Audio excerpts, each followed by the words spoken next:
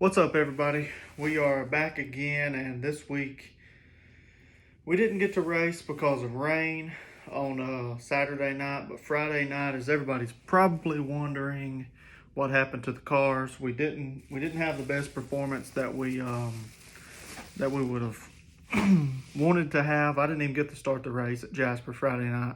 We did some work to the car over the week, but had a parts failure. I think that was a benefit of us wrecking the car at the Fat Daddy. The nose of the coil didn't really break all the way off where the coil wire slides over it. It was arcing out before it was getting into the coil wire and jumping off the metal around it.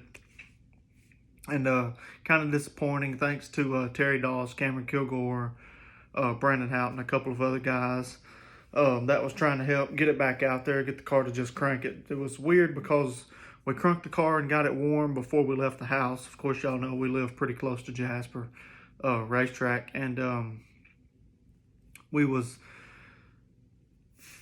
pretty certain everything was good. We did some work to try to get the car a little bit faster because it's kind of flat down the straightaways the last couple weeks, and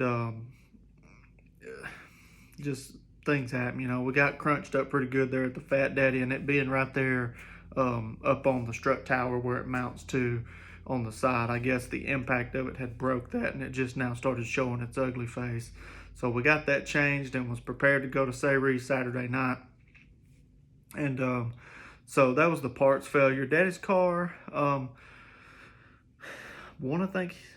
think he said that the fan belt flew off as he took it and went down. I think he changed what he needed to change. A little something maybe out of balance there on the front of the engine. If you guys know about those water pump noses, that little bearing in there goes out and everything will seem just crazy all at once. But so that was the parts failure. That was the reason why Friday night my car didn't make an appearance at Jasper. We're running thin on tires. Tires are not necessarily, I don't think, as hard to get as we're making it out to be, where you can only get 8 or 9. Maybe there's bigger tracks out there running those tires, and that's why they're not selling them. But if they're the only ones getting them made, I think we should be able to get more tires than we're getting. All of our parts and stuff are back to brand new. Every camper we sell's got a tire on it. Maybe they're just bigger manufacturers. Maybe something's going on. I don't know. I don't think it may not be the problem that I think we're having. I'm not even really going to comment on it. I don't like going to get tires and only being able to get one, especially not when they say one per car. And I've been racing 2 cars every weekend for the last 3 or 4 years, and you can only get one for a car at the track that they own, but you've been the tire distributor for both tracks. So I'm not happy about that. It's not anything to carry a long-term grudge over or anything like that. Maybe there's nothing they can do. They're just looking out for their track and could care less about the surrounding tracks. That's fine. Just,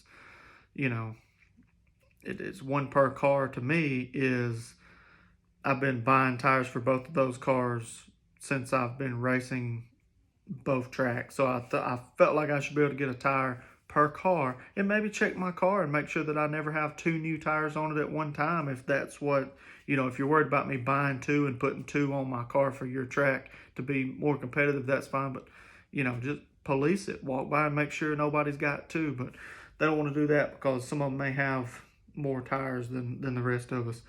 It's about time to open up the floodgates, though, as American Racer, and let us be able to get tires anywhere across the country that we can find them. If you're not able to supply them, we should be able to call these other places and buy them. Not a big deal. It's affecting everybody, so at least it is balanced across the board. Just frustration. It's just frustration. It's not keeping me out of victory lane or anything like that. My car runs pretty good on old tires, pretty decent on old tires, just like everybody else's does. All the times are pretty equal. Some of the guys in our class are just getting better and better, and when motor matches handling and you're fighting motor or you're fighting handling, and they're getting dialed in, and their motors come around, and now their handling's good too, and they've got a little less shaky behind the wheel than they probably was in the past, and it's going to be hard to beat them. We've put on some pretty good races, and we've had some pretty good shows, and I'm satisfied with what we've had going on. And then, like, as I mentioned, my health is not anything wrong with my health as far as any health diagnoses that I've had or anything like that. I'm just trying to get healthier, and that being weight. Not really worried about losing weight, but losing fat and being a little more fit than I am. So that's another thing to think about is, I got a little girl. I want to be able to run around the yard and play with her when I'll be 40 when she's 10. So if I'm not healthy, I won't be able to do that. So that's where the health comes into play, and just getting a few more things prioritized other than just racing. And like Charlie Melvin said, family and business comes ahead of racing every single time if it don't take precedence. Before, if family and business don't take precedence over racing, then you're not prioritized correctly, in my opinion. But that's in my life. If you prefer to be at the racetrack every week and could care less about a job, hey, that's your household, not mine. But at my household, I think it's important that we have a healthy balance of fun and health and business, and definitely family. But yeah, so that's kind of an update. The car, really nothing was major wrong with it. We changed some stuff, like I said, and we wanted to go test it at Jasper again. Don't like taking the car over there; it's too dusty. The roughness of the track really doesn't affect it, but the dust and stuff that just gets sucked in the engine from being over there. But trying to get it dialed back in, get some more straightaway speed. Tires are becoming an issue, so we'll be running some pretty wore out tires across the board. And that's about it with the health deal. I'm going to try to get healthier and hope to see sub 200 pounds in the next couple of weeks, and then maybe set a target being around 175 maybe by the end of the year. And if you guys got any tips, please leave some comments and let me know what you've done in the past to gain straightaway speed. If you're getting tires somewhere and I don't know about it, let me know.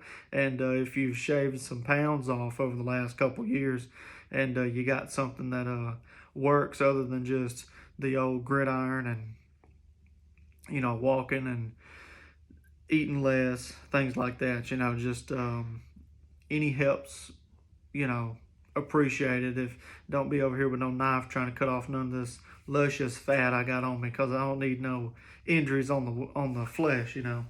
But I thank you guys for watching the videos. The channel's still growing. I hadn't posted a lot of videos like this, but thanks a lot. And let me know what you think about the trophy room and the old famous 2020 King of Dixie, where we had the confrontation and stuff like that. That's all definitely on display. I'm going to spin it around here, and I don't think there's anything you'll see, but you can kind of see the old banner I got that I hadn't got hung up. Not really sure if this is going to be my trophy room or office for much longer with the baby. The baby's room's right across the bathroom and hallway there.